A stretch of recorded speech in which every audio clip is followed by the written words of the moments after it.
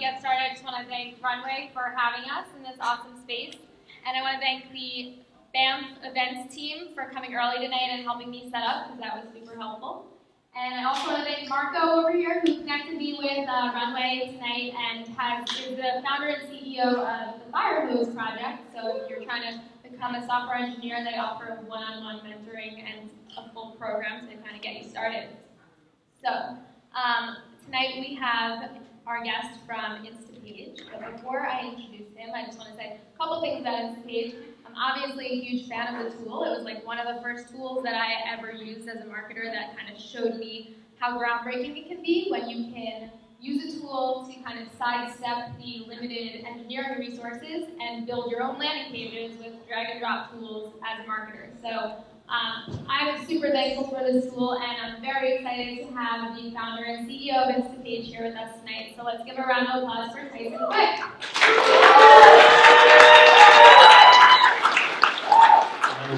I'm excited to be here. It's not every day I get to see like 50 to 100 marketers, so this is my safe space. Totally. Yeah, and I'm really excited to have you here, especially because it's kind of unique that you relate so closely to each and every one of us, being that you were originally a marketer, and in the process of solving a pain point that you were having as a marketer, you became a founder. So you kind of hit every level there, and I'm so excited to have you tell your story. Awesome. Well, I'm looking forward to it. I've actually never told this story in a public setting before. I've just told it one-off. I think everyone from our company has probably heard it once or twice, and we have a few of them here tonight, so looking forward to making it better known. Yeah, for sure. And I'm excited because tonight we're all here in San Francisco, but there's actually an entire community of badass marketers and founders. They exist within a Facebook group.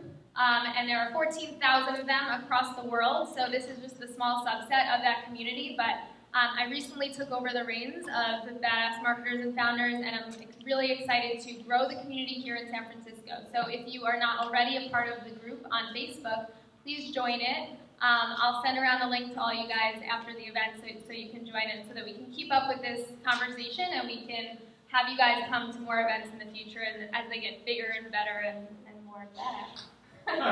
Awesome. Yeah, so let's dive in, Tyson, because there's so much to cover. Let's get started with kind of how you got into marketing and how you got the whole idea for Instapage. Right, let's do it. So I would say when I was about 15 years old, I got the entrepreneurial bug, and I started coming up with a bunch of different ideas. I came up with a super unique idea of building a t-shirt company, and thought this was going to be huge. And I got some t-shirts made, and then I was like, okay, how am I going to sell these things? And so that was my first kind of experience where I was like, you don't just make it or build it, they will come. And so I started diving in. I'm like, how do I sell these? And started reading and learning. And I was like, I'm really interested in this. And that was kind of the beginning of my foray into marketing.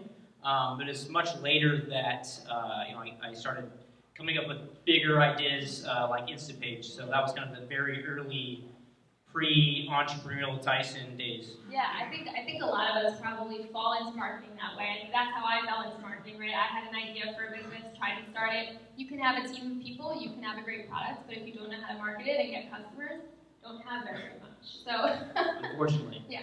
Most products are not some inherently viral, explosive things. You do have to start marketing your product, and that's one thing I do want to say before we dive into this is I think that marketers are drastically underappreciated in business and in startups.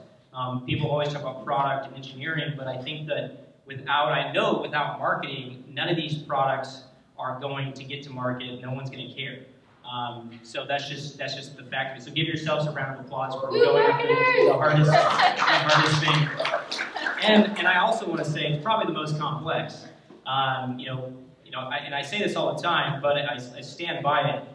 Product designers go out and they research and they build things that people are asking for most of the time. Sometimes you have some visionaries building unique things. And they build product and they send it to engineers. Engineers design it.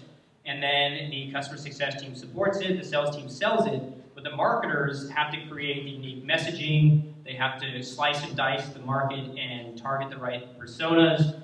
They have to build complex messaging frameworks, and they have to think about design and visuals, stages and funnels. And these days you have to think about data and optimization and personalization, and the list just goes on and on and on. It can be really, really tiring. And so again, I think that marketing is probably the hardest job that anyone has in making a company successful. That's awesome. It's cool that Instapage has a founder that really appreciates their marketers. Yeah, it's a marketing product. That's okay, so let's get back to it because the story is super fascinating and I really want you to tell it. So back to when you got this idea for Instapage, you tried to start a project and it didn't go so well. Right. So this is like halfway through college, right? I started dabbling in some bigger ideas and raised a little bit of money. Dropped out of college, and the standard drop out of college story, and started building this product. And after about 2 years, we realized that this product was not going to be successful, at least with the amount of money that we had available to us. And we looked at it and we said, what's the problem here? I mean, people, once they find it, they sign up, like they like it. They had some of its own problems as a product, but one of our biggest problems was once we started having to run paid media campaigns, right? It's not the bill that you will come. We have to start paying at some point. We did a lot of content marketing and other things too, but at some point, you're going to have to spend money. We had to spend money. And we were able to do really, really good targeting thanks to the modern targeting tools that we have with Facebook and Google, right? They've become some of the largest companies on the planet because they've solved that problem around targeting people, either based on search intent or based on their interests, etc. But the problem was, once we got people to engage with our ads, we would see a huge drop-off in conversions once they came to our pages, and we said, what's the problem here? These people are already engaged with our ad. And then we kind of looked at it and we said, well, let's try to fine-tune the messaging, let's make these more relevant. And so we built some landing pages.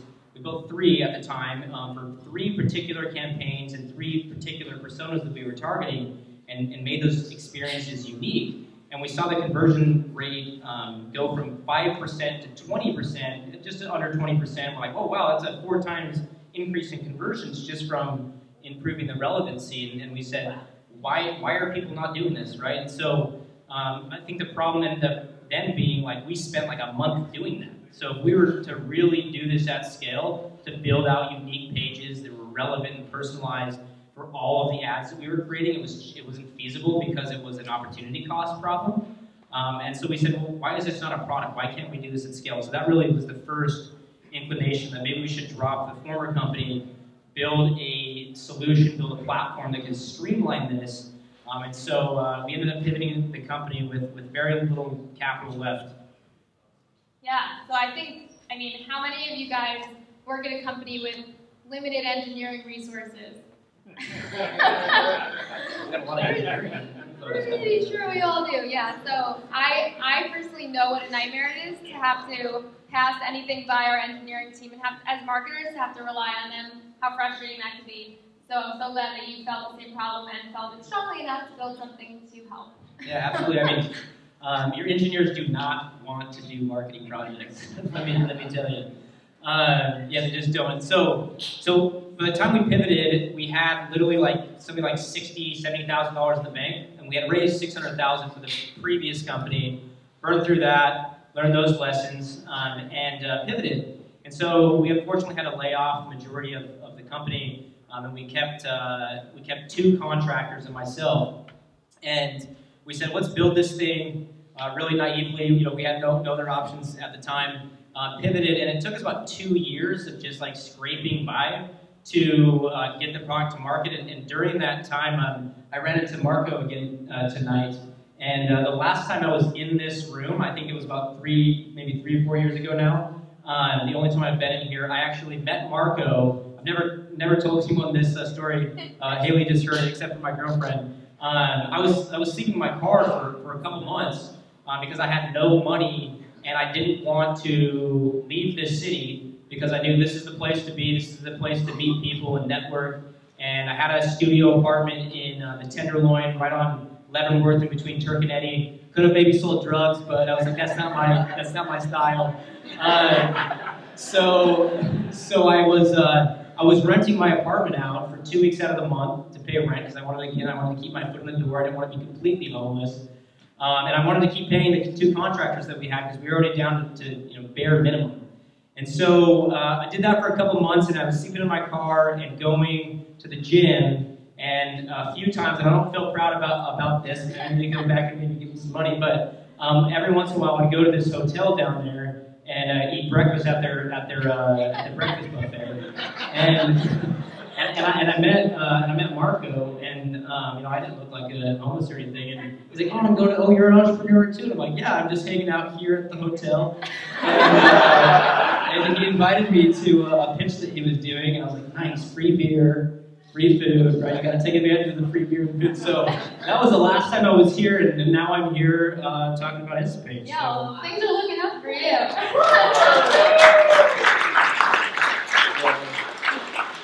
Small world, I guess, Marco. That's awesome. Things really go full circle. Absolutely. So do you want me to go further into this story? We're almost to the point where we're getting to the marketing of the new product. I really want you to tell them how you found your earliest employees. Right. So the very first employees were the contractors at the time in Poland and Romania. So But where did you find them? Ah, there we go. Romanians are underrated, right? Don't tell me. I shouldn't tell anyone. I don't want this to become like this is our competitive advantage.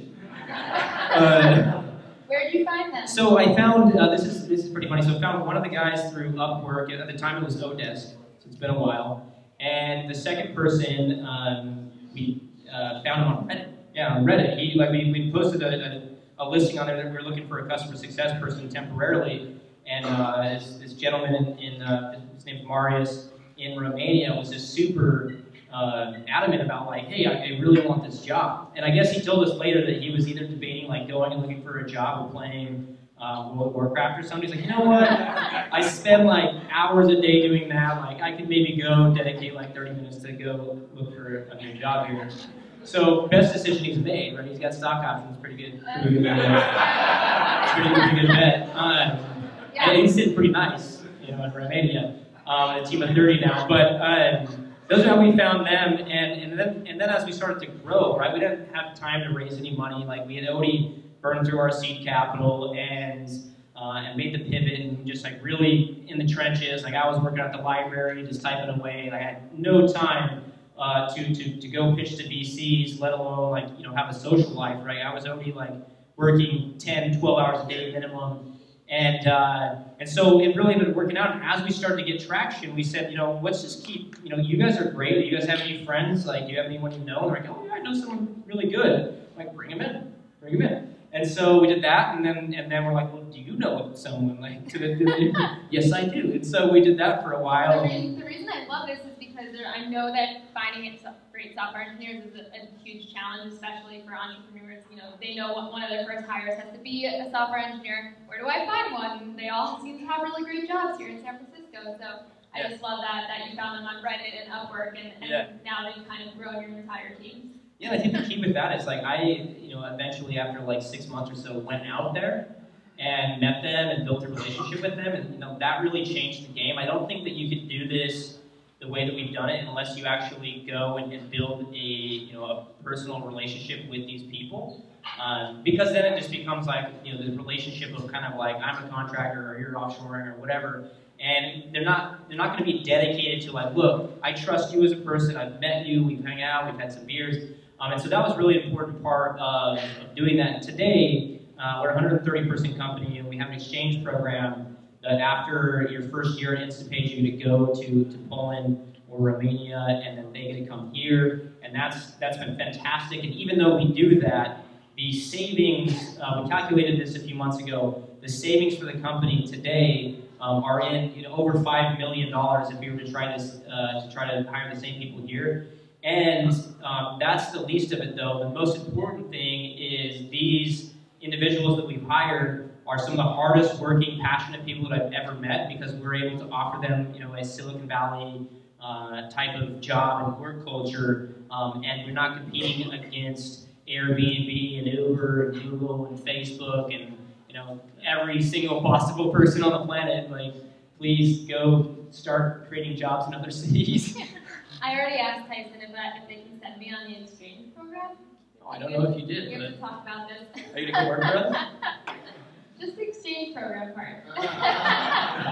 Maybe you could come join our company and bring your group with us. Let's all go, yeah. So let's bring it back to kind of you starting Instapage. How did you get your first customers? Because that's part of right. Let's get into the real stuff here. Right. So we realized at some point, like, wow, this product's going to be way harder to build than we anticipated. It's like multiple products, right? We're like building this builder, this integrations ecosystem, et cetera. So we're like, let's get to content marketing first. Like, while we're building this up, let's start writing about landing pages. Let's start writing about creating more relevant advertising experiences. And so we started with content marketing. Excuse me. And we hired an individual on Upwork at the time he's still with the company.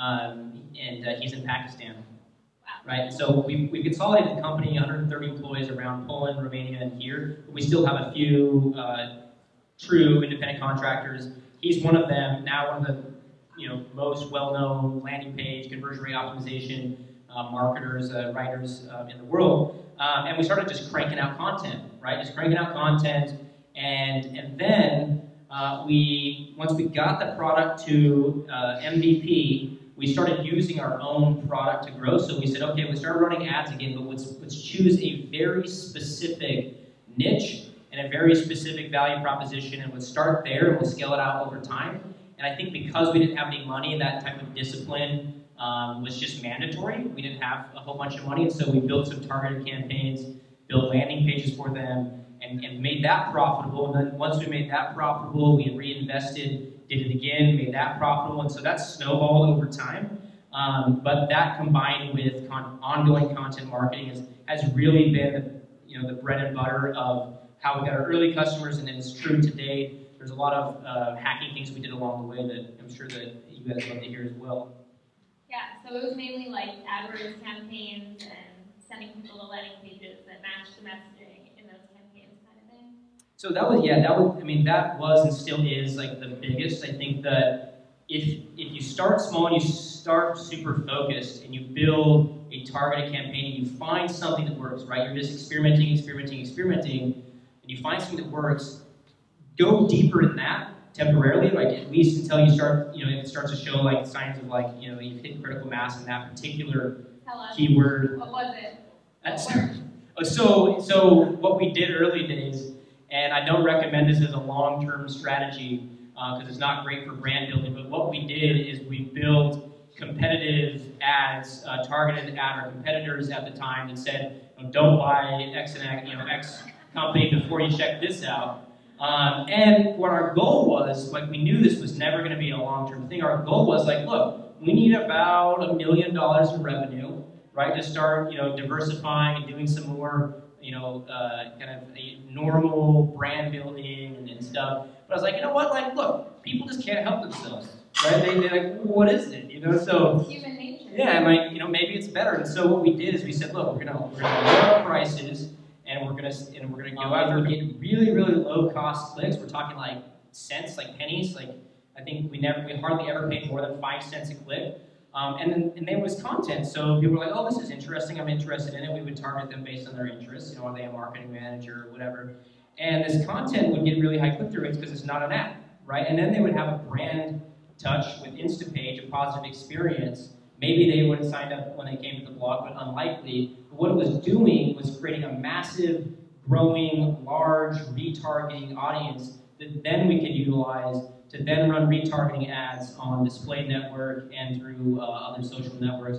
And so a lot of these times, I talked to a few people that signed up from some of our Facebook retargeting ads, and they couldn't remember the first time they found Instapage because people typically find those experiences of content consumption as just a it's not an advertising, right? It's like quality content, educational stuff. And so we built these big retargeting lists, really, really cheaply, and then found that once we started running retargeting to those people, they were already targeted to begin with. They already had a brand touch, they know us, and so the click-through rates on those retargeting campaigns were extremely high, low cost, and then of course we would run those retargeting campaigns to landing pages, get our conversion rate up to about 20 to 30%. And so we were turning about 1 out of every 3 people who would come to our landing page into a trial customer. And then we kind of just kept doing that and rinse and repeat. But again, our bread and butter is landing pages, efficient, highly specific, targeted landing pages in conjunction with ongoing, relentless content marketing. That's awesome. I love that strategy. That strategy still works. So boosting content, getting clicks, offering value to people early on, and then retargeting them with actual ads to your site.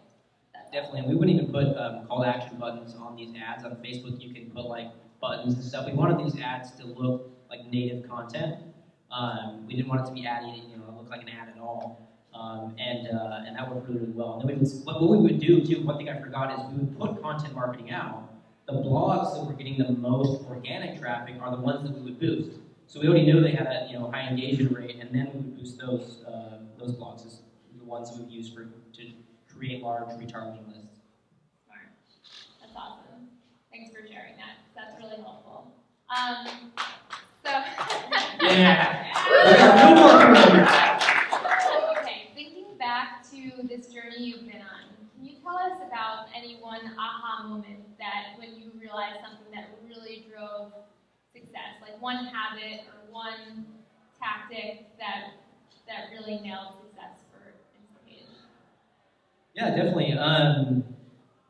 Yeah, I mean, I wish it was like, I wish I just had like this magic thing that like just happened. Like, oh, here it is.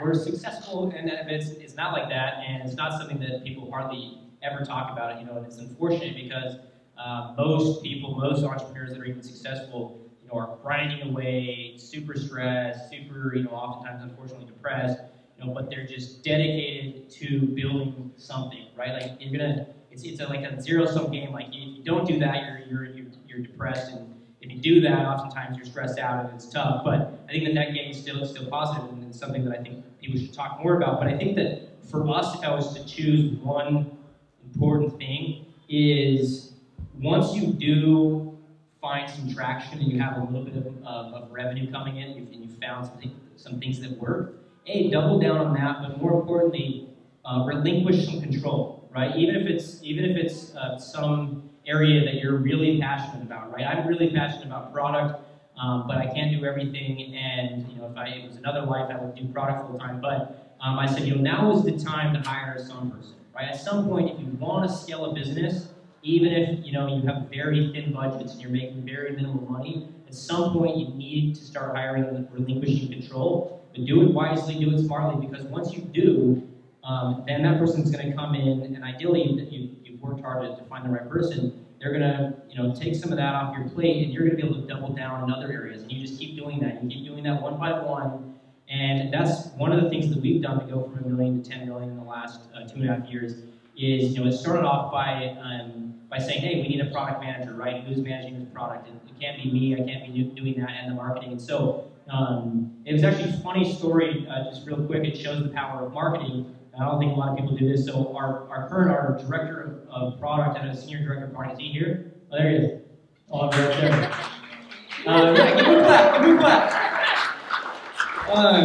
So he actually, the hilarious story, he actually was running Facebook ads saying, looking for a product manager. And one day I was cruising, I had been reading about, like, what do I need to look for in a product manager, right? Because now I'm like, I need to hire some product manager, right? Don't know what I need to look for, really. And so he did his targeting. I clicked on this ad, I'm like, yes, I am looking for a product manager. Right? Yes, I am. And I clicked on it, and I'm like, wait, this is familiar. And it was a landing page built on Instapage. And it said, like, contact me if you're looking for a product manager. I'm like, are you kidding me? I was like, are you targeting me? And so I'm like, so I messaged him, and I was like, so hey, I saw your landing page, your ad. I'm guessing you're targeting Instapage. Love for you to come in and talk to us. He's like, wow, so he did come in, and he wasn't targeting us. It's just coincidence. I fit his persona at the time, which were no longer his persona because he was looking for a free landing page builder. Free is not an option these days. But funny story, and so brought him in, and he came prepared and had looked at our market, and I said, oh, let's do it. And so brought him in. That freed up a lot of my time, and then I'm like, oh, well, what else can I do here? And then we started making some more money, and I was like, let's bring someone in to take over SEO. Excuse me. I was brought an SEO person in, and I'm like, oh, wow, that 2-3 months, started to see positive results. Let's bring another person in. So it was kind of one by one. Excuse me. This is what happens when you drink like carbonated water all day, or either that or that Budweiser over there. The hiccups. And so we just started one by one hiring these individuals. And for my strategy for marketing was, okay, what else am I doing? Okay, PPC. Let's hire someone for that. Content. Let's hire a content person. Delegation. So we did this one by one, and it was slow.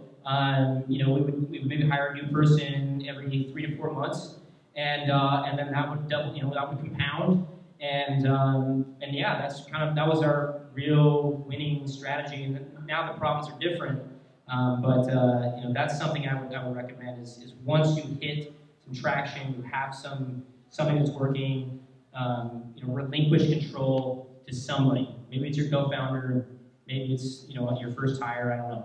And hire more people and delegate. Even oftentimes it can be a really great agency if it makes sense for the business.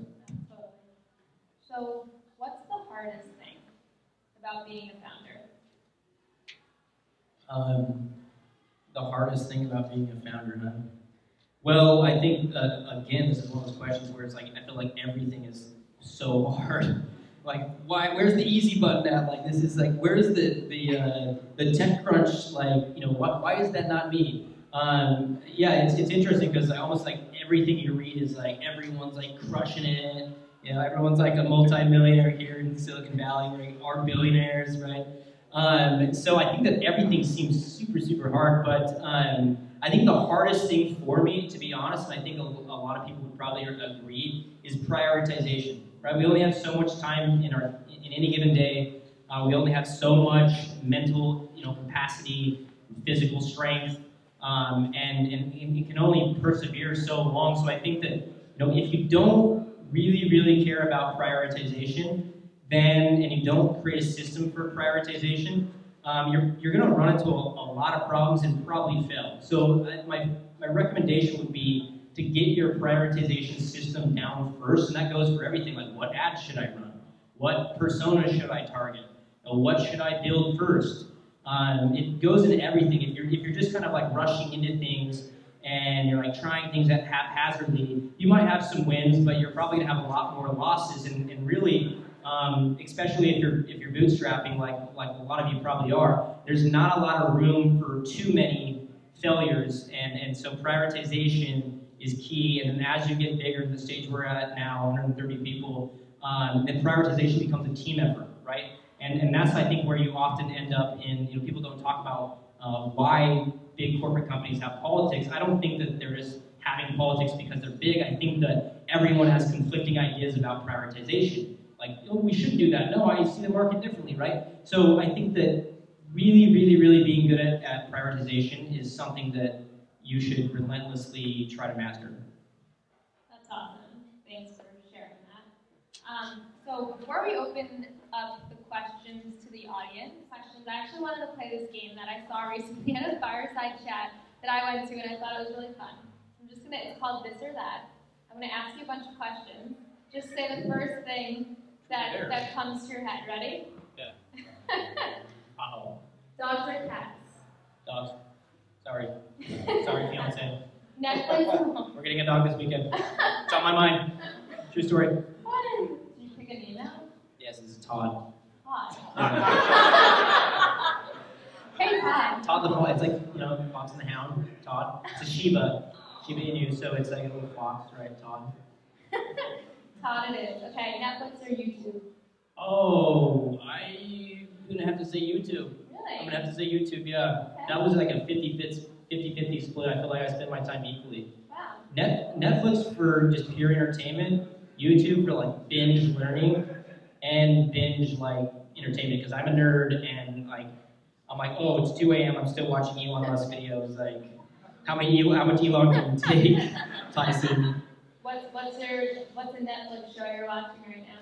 Well, we started watching Ozark, and the new one with like a financial advisor, like washing money for the cartel. You'll learn a lot about how the financial industry works and investing and building businesses. Oh, nice. I have to check it out. I haven't seen it. All right, phone call or text? Text. Passenger or driver? Passenger. Same. Facebook or Twitter? It's Twitter. Same. Twitter people? We're in your building? While walking, music or podcast?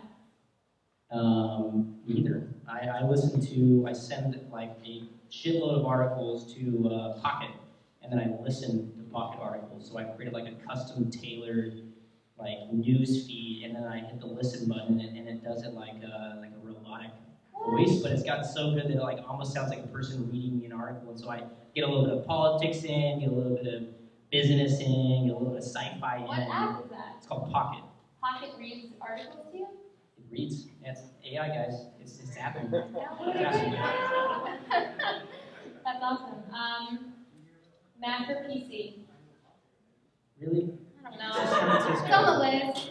I'm not an engineer, so I'm going to have to go with Mac. Big party or small gathering? Epically large party.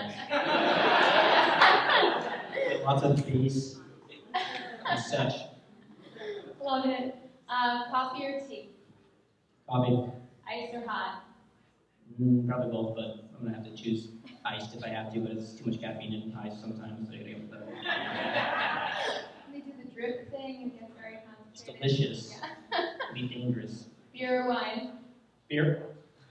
Save or spend? Spend for business, save personally. Ocean or mountains? Mountains. Working alone or working on a team? Definitely a team. Much more fun. Nice. Love it. Well, I'm glad we have a lot of your team members here tonight, so thanks guys for coming. Let's open it up to the audience. Can I say one thing? Yeah. Before we open it up? I know people got a bunch of questions. I just want to say one thing, because we didn't talk about it a lot, about raising VC and not raising VC. I know you guys got some questions. I just want to say one thing about venture capital financing, and just to say, preface, we have about 60 to 70 venture capital firms that have contacted us, and we could definitely have raised and could raise money. We may eventually, but I want to say one thing: do not fall into the trap of being addicted to the idea of venture capital financing. Investors have a business, and their business is playing the financial game of moving money around. And unfortunately, that makes up about 20% of the GDP of this entire country these days. And most of these VCs are not entrepreneurs. They came from a standard Ivy League school and got an MBA, went into a firm, was running around doing all the errands for the rich guys for a while, learned the chops, moved up to a venture partner, and then end up getting to a position of power. But I say, don't get addicted to the idea of venture capital, because I think, especially here in Silicon Valley, we get a little bit too obsessed of this whole culture of funding rounds and financing. I mean, TechCrunch is like a 50% funding round website now. It's like, who's raising money today, right? But no one really talks about what that does to entrepreneurs, right? Every single time you take money, you're selling a piece of your vision and your employees' vision to investors. And I'm not going to say all funding is bad. We had a seed round, and we're likely to take some Series A at some point. But if every time you're selling a piece of your company away and giving it to someone else, not only is it going to get harder and harder for you to have a successful liquidation event eventually, and hopefully most of you guys, building companies eventually want to sell your companies and take it public or whatever. And for you, it's all or nothing. And for the VC, it's this is maybe one of my bets. And so only take venture capital when you absolutely have to. Find product market fit first if you can, then raise money. The valuation is going to be higher, and then do all you can to avoid venture capital. Again, be really, really efficient. Don't get the fancy chairs and the fancy office because you're selling your future fancy home or whatever for that fancy stuff temporarily. So I just wanted to say that because we didn't really get to talk about it tonight. And if anyone has any questions on that, I'd love to address those as well. So. Thank you for covering that. Because I know a lot of us came here to hear you talk about it, so appreciate it. Cool. Yes. Do we have a third mic we could? I got it. Amazing, thanks, Marco. So there's a few people who are really smart. And they worked with me before and said they already have some questions. Amazing. One question over here. Hi, I have a question. You said you were super into products, so how did you figure out what features were most important before actually launching Instapage, and what did you decide you had your MVP? How did you figure out your MVP? Because I think I would advise this to anyone, always build something that you would use. If you're not, like, what the hell are you doing? Like, if you don't believe in your own product, and you don't have an idea for what people would want, then you probably aren't building the right thing. And so for me, I was a marketer most of my time, and so this is a problem that I had. And I said, first and foremost, like, I need to get this page online faster without engineers. So how do I solve that? And then once we got a little bit bigger, like, I realized, like, I don't know actually, and if I continue down this pathway, I'm going to end up creating some heinously horrible product. And that was the time that I went out looking for a new product person. But this first early days was build an MVP around what I wanted first and foremost. Does that answer it? Chris.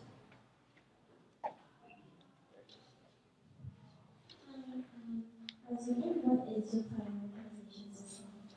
What is our prioritization system? My prioritize. I haven't mastered this and how to pronounce it apparently. So I would say that my priority is hiring really good people. Right now, I'm like, how do I hire the best people? Like, because and Google founders say the same thing, that we've never had a recruiter help hire. We haven't even had our HR or any person in our administrative department to hire. Everyone in our department, so product and sales, marketing and engineering and support, all of them are responsible for hiring their own people. And so I think that's the key. I think is once you do have some capital, some revenue under your belt, then delegate to them, and then they're going to help you set the prioritization. Again, I'm still learning how to say it, but they're going to help you do that, and then it's a team effort. And then now, as we've gotten even bigger, like when it comes to product, for example, we have like an entire system of value, like how complex is this going to be, how much is it going to cost to make, what is our expected return on it, how much are customers asking for this, and then we create a mathematical formula of like, well, that puts us here. Right? But early days, I would say the easiest way to prioritize is to just say what is a nice to have and what is absolutely necessary. And that goes with marketing too. Like, is this message really hit the nail on the head? Is this the right person? Am I targeting the right person? Who's the one person that needs this the most? And go after that one person. People I think they start saying, like, this is going to be huge, right? Well, chill out a little bit and go after the one person that cares about it most. People talk about this endlessly, but it's true. Find the one person, even if it's 100 people, like in your local area, like go get those 100 people and then go from there. And so, that's my system then and now. And Find the early adopters. Right, and to do it. Like, don't, even if you think it's going to be for everyone, like, it's not A, going to be for everyone, nothing it is, but B, niches are bigger than you think. Mark and I were talking about this tonight, that niche markets are big, right? Especially digital niche markets, right? We have a global society, 2 billion plus people now connected to the internet. Niche markets are very big, and start there. And for hiring, we're hiring too, if you're online education. Oh, little plug, I like it. Marketing, but that's sales. In the early days, it was 10 to 12 hours. What we actually do is you have a guy in Romania, coding. I'm guessing you weren't doing much coding. So what was your focus in those early days? Yeah, great question. A little bit of everything. So I would spend a lot of time, working on. Oh, no one did hear that. I guess I can't tell you. It's fine. Yeah, I spent like a portion of my time, a few hours on product, talking to the engineering contractor we had, seeing where we're at, testing it, trying it out, doing a little bit of marketing, looking at our ad campaigns, going and building landing pages myself. I did a lot of things early days, building whatever I could myself, reading the content, finding different keywords to give our content writer to write. I did customer support myself for almost 11,000 tickets. It took our current director of customer success almost 2 years, like a year and a half, to pass up full time to pass up the number of tickets that I had answered myself. And I think that's the most important thing. Once there's at least something to market, is spend time like talking to the customers and doing customer success, because you'll hear from them and they're going to be like setting a lot of what you prioritize the rest of your time on, right? I didn't understand this. Like, oh, well, shoot, maybe we should make that more clear. This is a piece of crap. I'm like, oh, 5 people have said that this week. Maybe we should make that suck less. I did a lot of things. Make things suck less. And not a lot of sleeping. I wasn't spending a lot of time sleeping. More questions? What's up? What's up? I'm kind of interested in knowing what is the newest, sort of biggest and bestest things people are adding to their landing pages these days. Is there like a really cool, weird thing people are doing that you've seen trends in? I think the question is what are they not adding, because that's the trend. Simplicity is the key to a successful campaign beyond relevancy. So I think the 2 most important things are relevancy and simplicity. And this is something that we've kind of pioneered at Instapage, is we realized that way too many people are focused on they're not focused on what do I put on my page, right? Like I got this title and I got benefits and features and I got a video here and some more features, and then you're like, what is going on? There's no cohesive narrative story, right? We need to get back to the storytelling. That's what marketing is, right? Storytelling. And so for us on landing pages, we're get rid of what is this garbage? Get rid of that. Just literally construct your page to say what it is, why it's relevant, right? Why it's going to do good for them, how your solution solves that why, and then who is best suited to use this, and who is using it. So you got the what, why, how, who, right? And just stick to that, because it's a cohesive story from top to bottom, and people don't even realize that when they're consuming that narrative. But people overdo it. And to be clear, the why is typically the benefits that people call them, and the how is typically the features. But I don't like to call them that, because that gets you way too much into a technical type of perspective. Think about why this matters, why you build this, and then how you're really going to solve that and deliver on that promise. Thank you. Where we at? Oh, in the back. Yeah, thank you very much. I've been reading a lot recently about machine content creation, and I was wondering if you can think of ways landing pages could essentially create themselves based upon unique traffic coming to it, and how that's going to change the job of the marketer. Did you say machine content creation? Correct. Right. Yeah, so my first comment on that is, and we have a joke at the office a lot. So we're nerds, so obviously we're oh, this is going to be awesome, robots, AI, everything. And we think about it a little bit, but then we say, you know what, let's not get ahead of ourselves, and that's maybe another 5 to 10 years out. We say, let's actually look at, what do people want before that? It's going to take us a long time to deliver some really magnificent machine learning, adaptive craziness. So we think about it, we're planning for the future, and then we say, what can we do as a company to eventually execute on a vision like that, where we have machine intelligence and stuff incorporated in our product. And we say, well, what we do need to do is start collecting data, right? Because machine learning and machine content, or whatever it is that is going to rely on a computer, is going to take a lot of data. So if we don't start planning out first and foremost and having a foundation for data collection, we're never going to get to the point where we have meaningful, adaptive, machine learning-based content creation. So that's the first thing. And I don't want our company to get too, allured by the promise of some of these technologies, because they are a ways out. And one of our competitors is actually doing this. and they've deviated from solving some of the lower hanging fruits at hand, and it's seemingly coming out to be a negative benefit to them, while we execute on some of the things that we already know they want, the things that will allow them to use their own human intelligence with the software to do their job, and then we're building a framework for how we're going to do that in the future. But us as marketers, we're doing a little bit of machine learning stuff with like our PPC advertising because Google has a lot of data. So when we do it for marketing, from other tools we do use and experiment with those things. We're experimenting a little bit with customer success machine learning because Zendesk has a lot of information. But us as a company, we're not too focused on that because right now it is a niche and there's a lot of lower hanging fruits to tackle, and we can't do everything. We don't have VC money. We don't have $100 million in revenue that allows us to start experimenting with some of those cool things. Awesome. Let's take one more question. Who should we take? The back. The back is so talkative tonight. I love it. Let's take two. Let's take his and we'll take yours after. All right, two. My name is Tyson. So I'm analyzing your keywords and I see that health rating, but not at all a niche, but you are good position, landing page, maybe real estate landing page, and those things, but you are quite okay. But those are very, very hard, those rated keywords.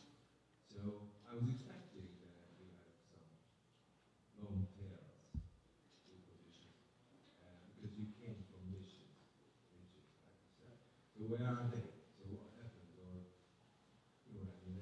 Okay, now you are targeting the hard keywords, but where are the long tail positions? What happened with that?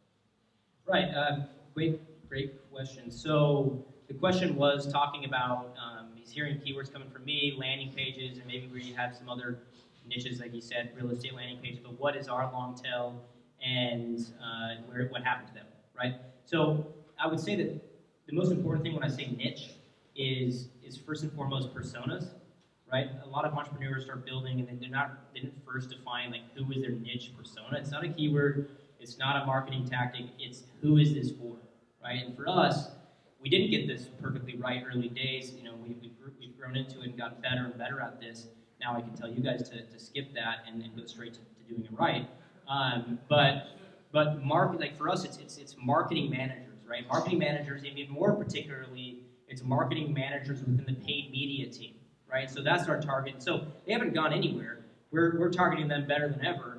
And when we do have a long tail strategy I would call them niche markets, because when you're doing long tail, you're moving away from that niche and you're actually becoming a broad, but you're still doing the messaging in a niche way, but we're now targeting lots of people. And so, yeah, like you said, now we have like SEO content for real estate landing pages or financial landing pages or landing pages for agencies or whatever, and we build content for that. And then if we find the content's popular, then we'll build paid media campaigns around that particular subject area with messaging that resonates and less about the persona, still caring about the persona, but now like, okay, well, real estate landing pages, let's do some PPC targeting, group that, send that traffic to a landing page, make that landing page like show real estate examples of landing pages, things that real estate firms, marketing firms within real estate firms would care about.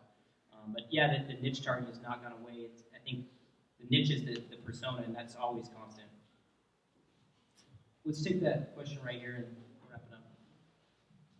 Yeah, so first off, just thank you for sharing your story. It's been awesome.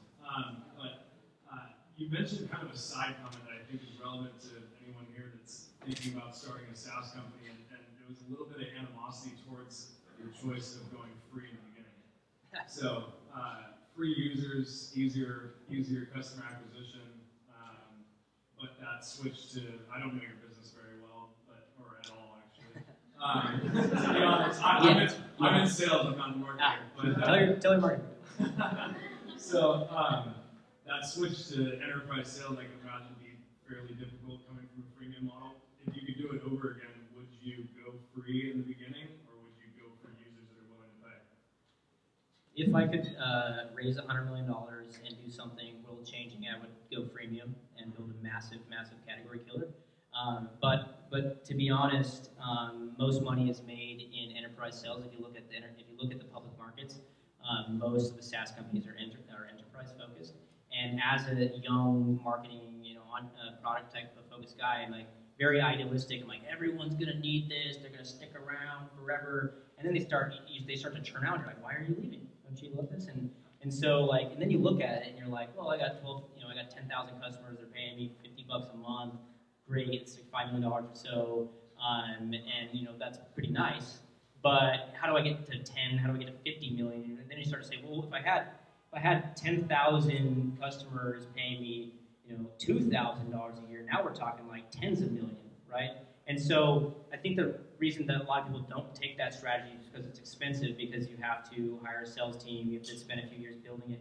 And if I was to do it again and I had a bunch of money, not 100 million, but I had 10 million or so, I would do that. But the reason why we've moved away from it is free is only really good if the product is going to be something that every person on a team needs, right? So Slack, great example. Project management, great example.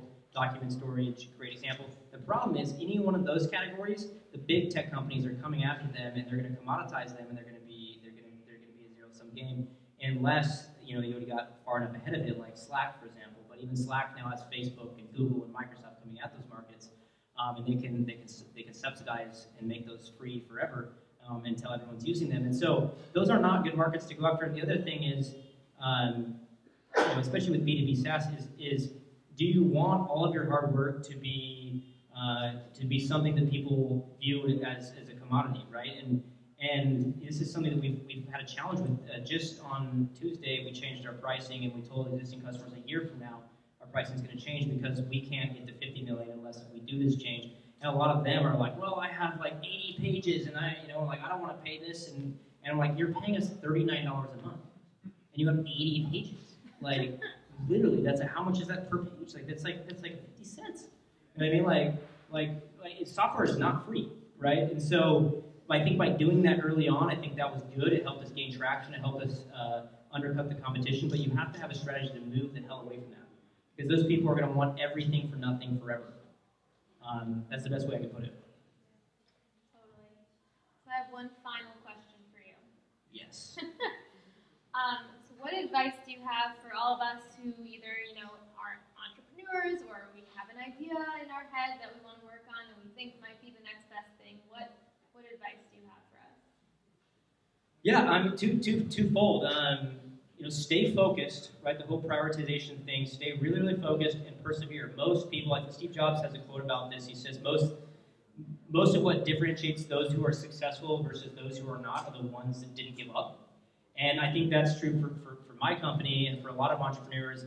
But give up if it's a crappy idea. Know when to say this is not a good idea, like move on. But if you know that people want this and it's just a hard thing to build and you don't have the money yet or whatever, persevere, keep at it, and everyone else is going to give up, right? We wouldn't have a $10 million company today with 130 employees and growing fast if I just threw the towel in and said, you know what, screw, I don't want to live in my car. I'm not saying live in your car, but I just kept going and going and going, and it's not a whole lifetime. I'm not saying go for 20, 30 years, but I mean, you put 5 years of hard work in something that matters, like you're going to make it, and then just prioritize. Yeah, so before we close out, I'll tell you about something that I want to just tell you guys about something I'm working on. It's my blog, Growth Marketing Pro. It's the sponsor of tonight's event. Myself and Mark Sparrow over here. We are writing about all of our growth marketing tactics. We're writing weekly. We're sending out emails about it. So if you're a marketer and you are an expert in this subject matter or you write, we would love to have your contributed content. So reach out to me. I left my cards all over the place for you, Hailey at growthmarketingpro.com. But Tyson, this was incredible. You shared so much knowledge with us. I hope you guys stick around, hang out, grab some more drinks, and mingle. But thank you.